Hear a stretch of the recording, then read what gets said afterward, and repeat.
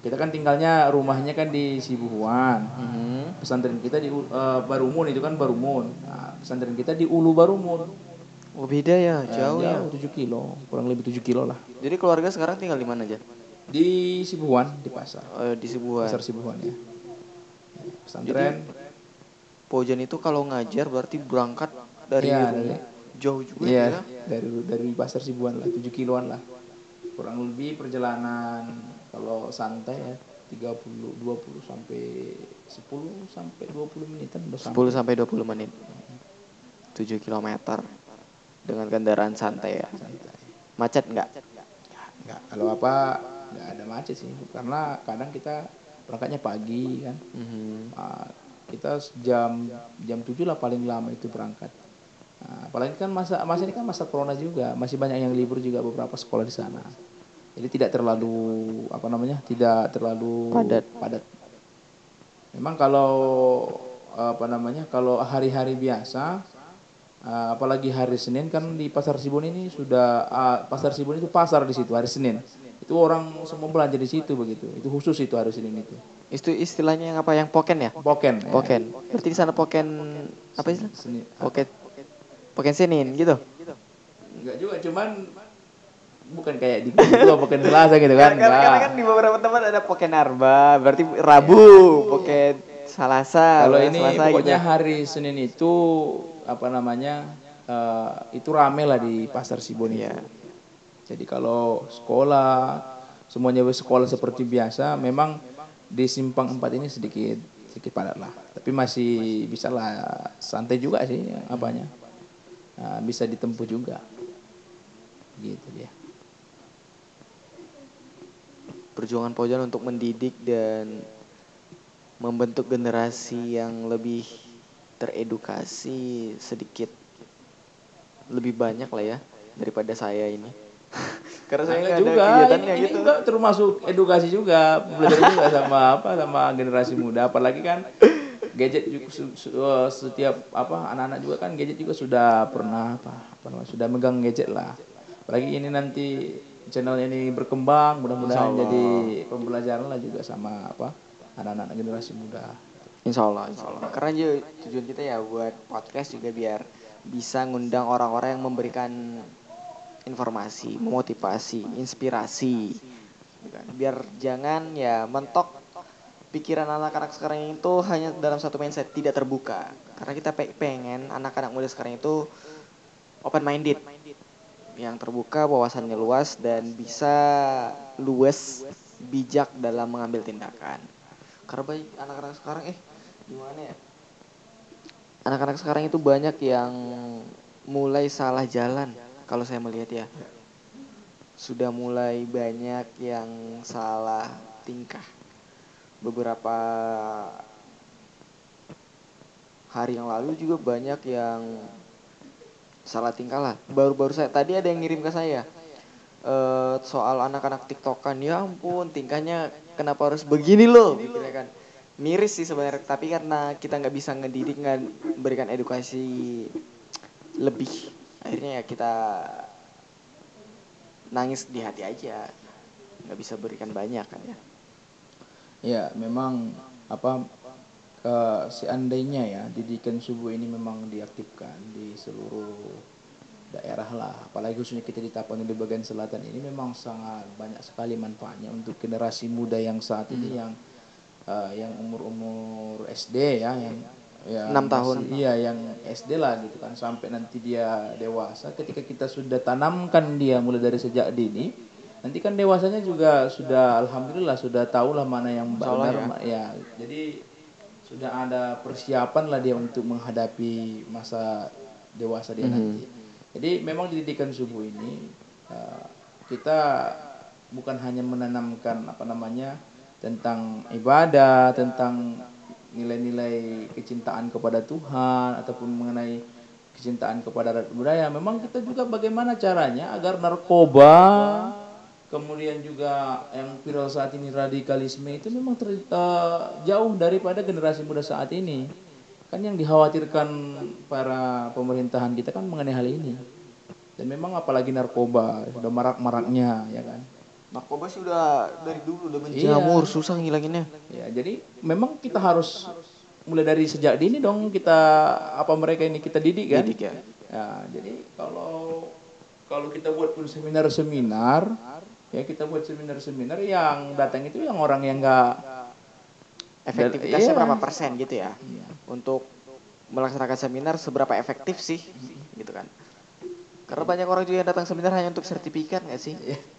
Itu yang saya lihat loh ya. Mahasiswa, Saya lihat. mahasiswa. Seminar bisa nggak pasif? Always itu kan. Masa-masa mahasiswa dulu.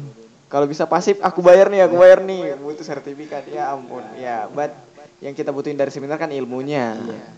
Jadi itu salah satu cara ya, cara untuk mengurangi lah generasi muda Islam lah khususnya supaya tidak terjerumus kepada narkoba.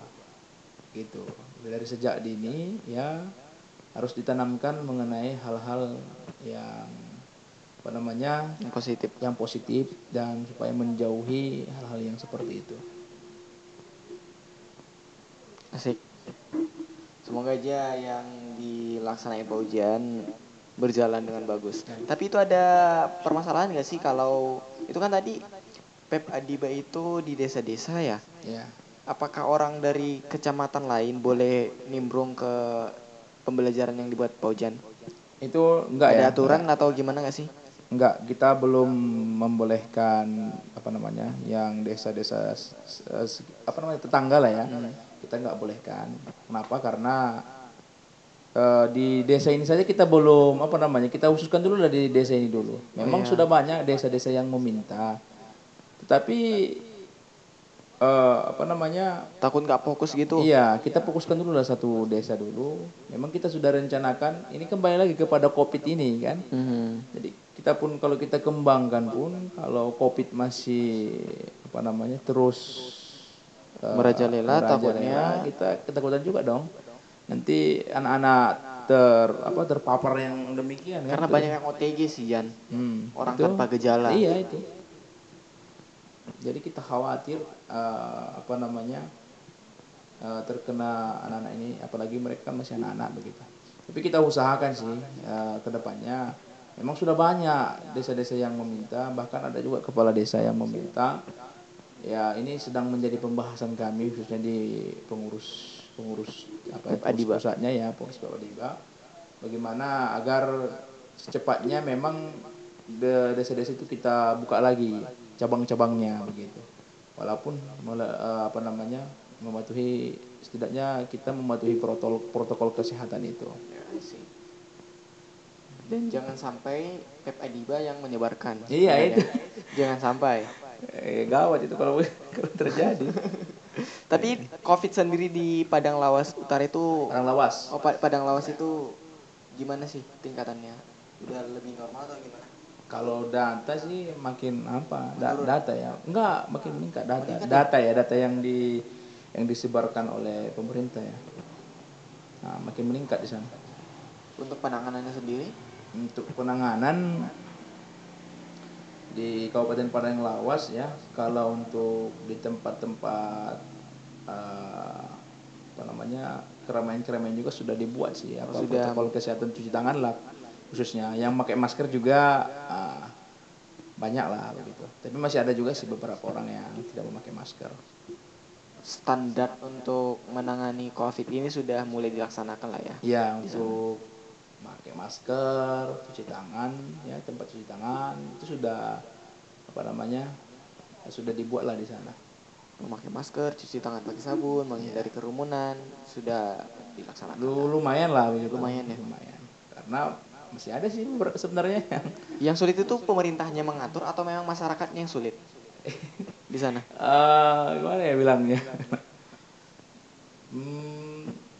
Kalau dibilang pemerintahnya juga ada sih berbuat ya kan. Kalau dibilang masyarakatnya ada juga sih masyarakat yang mematuhi seperti itu. Jadi nggak ada pihak yang bisa disalahkan, nggak ada pihak yang bisa dibenarkan. Nggak ada ya. Karena keduanya juga punya kelebihan masing-masing ya. Iya. Ayo sih, tapi mudah-mudahan COVID-19 ini ya berakhirlah, sudahlah cukup. Kita udah lumayan membodoh di rumah begini-begini aja ya kan. Betul, betul. Ka- Terakhir nih Jan sebelum kita tutup, ada pesan nggak sih untuk anak-anak muda sekarang? Ya, pesan saya untuk seluruh generasi muda lah. Saya juga sebenarnya masih termasuk generasi muda ya. Masih 23 tahun pula ya. Masih pemuda lah ya. Masih lah ya, Iya. masih lah. Walaupun udah menikah. Bapak-bapak. Ya, kalau saya sih berpesan kepada kita semua, kita harus ingat ya bahwa subhanul yaum rijalul ghad. Pemuda di hari ini adalah pemimpin di masa yang akan datang. Jadi kalau bukan kita, siapa lagi? Kalau bukan sekarang kita berbuat, kapan lagi? Nah, jadi kita harus mempersiapkan diri kita untuk untuk menghadapi masa depan yang mungkin 10, 20 atau 30 tahun yang pendatang. Gitu. Mulai mempersiapkan dari sedini mungkin. Iya. Karena kalau kita tidak mempersiapkan apalagi mengenai pemahaman kita terhadap agama Islam, ya, kecintaan kita terhadap agama Islam, ya nanti dengan mudahnya orang-orang yang tidak bertanggung jawab akan merongrong agama kita sendiri. Jadi kita akan mudah terpecah begitu. Jadi mulai dari sekarang mari sama-sama kita belajar ya, kepada guru-guru kita, kemudian kita persiapkanlah diri kita, mental kita, ya, pemahaman kita terhadap agama Islam, ya, kita pantaskanlah diri kita di masa depan itu memang kita termasuk generasi-generasi emas gitu. Ya, itu saja mungkin ya. Terima kasih Jan udah menyempatkan waktu berbicara bareng saya di podcast ala-ala podcast sederhana dan semoga menginspirasi. Amin. Jadi buat teman-teman nih Jan, kalau mungkin ada pertanyaan lain soal Pep Adiba, boleh ada link Instagramnya nggak sih Pep Adiba? Oh iya, saya juga sebenarnya punya YouTube juga ya, YouTube. Kalau Instagram saya belum aktif sekali ya di Instagram. Nama YouTube-nya apa itu Jan? Ozan Hakim. Ozan Hakim. Oke teman-teman, nanti bagi teman-teman yang ingin lebih dekat sama Ozan Hakim, linknya ada di deskripsi, cek aja. Biar nanti bisa lebih catch up sama Ozannya, bisa bicara-bicara, ada pertanyaan soal apapun ya, soal padang lawas, kemungkinan besar beliau bisa ngejawab sedikit banyaknya. Mudah-mudahan. Terima kasih Jan udah nyempatin waktu untuk kita ngobrol-ngobrol di podcast. Sampai jumpa di pertemuan-pertemuan berikutnya kalau kita masih ada rezeki. Insya Allah ya. Dan jangan kapok untuk memberikan inspirasi, apalagi nimbrung bareng-bareng kita di podcast seperti ini. Siap. Sampai jumpa lagi teman-teman dan see you di pertemuan berikutnya. Dan terakhir kata dari saya, subhanallah yaum rijalul ghad, dikutip dari kata-katanya Pojan tadi. Assalamualaikum warahmatullahi wabarakatuh. Assalamualaikum warahmatullahi wabarakatuh.